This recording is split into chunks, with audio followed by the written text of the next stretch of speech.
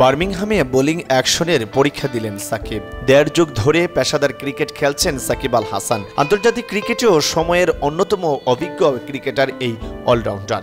এই লম্বা ক্যারিয়ারে জাতীয় দল ছাড়াও খেলেছেন বিশ্বের প্রায় সব ফ্র্যাঞ্চাইজি লিগে। তবে কোনো দিন সাকিবের বোলিং অ্যাকশন নিয়ে কেউ প্রশ্ন তোলেনি, কিন্তু ক্যারিয়ারের পড়ন্ত বেলায় এসে বাঁহাতি এই স্পিনারের বোলিং অ্যাকশন নিয়ে অভিযোগ উঠেছে।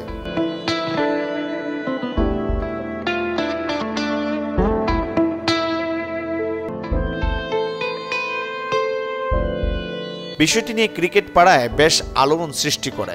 তবে তখন বাংলাদেশ ক্রিকেট বোর্ড সাকিবের বোলিং অ্যাকশন নিয়ে এই ধরনের তথ্যকে সম্পূর্ণ ভিত্তিহীন বলে উড়িয়ে দিয়েছিলেন।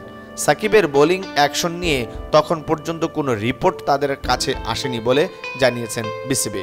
শেষ পর্যন্ত ইংল্যান্ডের বার্মিংহামে লাভবরো ইউনিভার্সিটির মেডিকেল বিভাগে বোলিং অ্যাকশনের পরীক্ষা দিয়েছেন বাঁহাতি এই স্পিনার।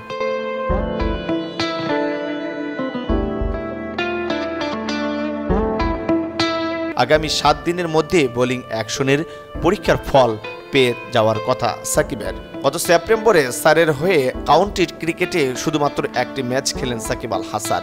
সেখানে তার বোলিং অ্যাকশন নিয়ে সন্দেহ প্রকাশ করেন আম্পায়ার। তাই তার বোলিং অ্যাকশন ঠিকমতো পর্যালোচনার জন্য তাকে পরীক্ষা দিতে বলেছিলেন England and Wales cricket board ECB.